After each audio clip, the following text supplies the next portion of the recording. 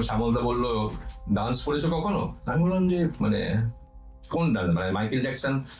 বলো না রবীন্দ্র নৃত্য। হ্যাঁ রবীন্দ্র নৃত্য।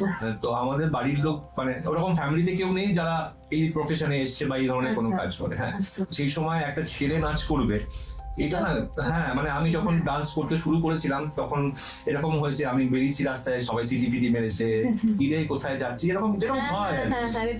হ্যাঁ ডান্স বাংলা ডান্স আছে যেখান থেকে আমার অ্যাকচুয়ালি পিক, মানে ওইখান থেকেই আমাকে আর পিছন দিকে ঘুরে তাকাতে হয়নি। এরকমও দেখেছি যখন গান হচ্ছে তখন এরকম জামা খুলে ওড়ানো ওই স্ক্রিনের সামনে গিয়ে নাচানাচি দেখেছি।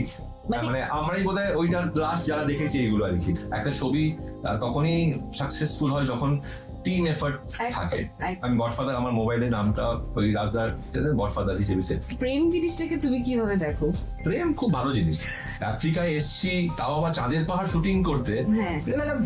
আফ্রিকাতে বাংলা ছবি শুটিং হচ্ছে। শ্রীকান্তা আমাকে ডেকে পাঠিয়েছিল, তো আমি এই কথা বলেছিলাম এরকম শো হচ্ছে, তুই পারবি করতে?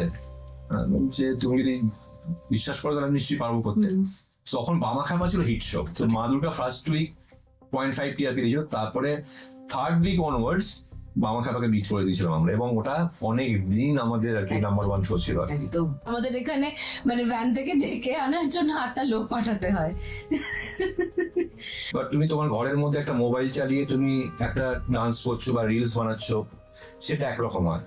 একটা ফ্লোরে 50 জন টেকনিশিয়ানের সামনে এত রাইট, এত ক্যামেরার সামনে এরকম রোল ক্যামেরা অ্যাকশন যখন বলবে, টেকনিক্যাল পার্টটা তখন না ভিতরটা হালকা হয়ে যায়। আমার মনে হয় যে যারা অভিনয় করতে আসে তাদের একটু শিখে আসা উচিত।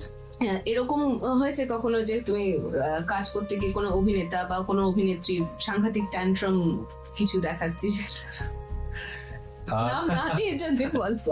ইন্ডাস্ট্রির অবস্থা এখন কেমন?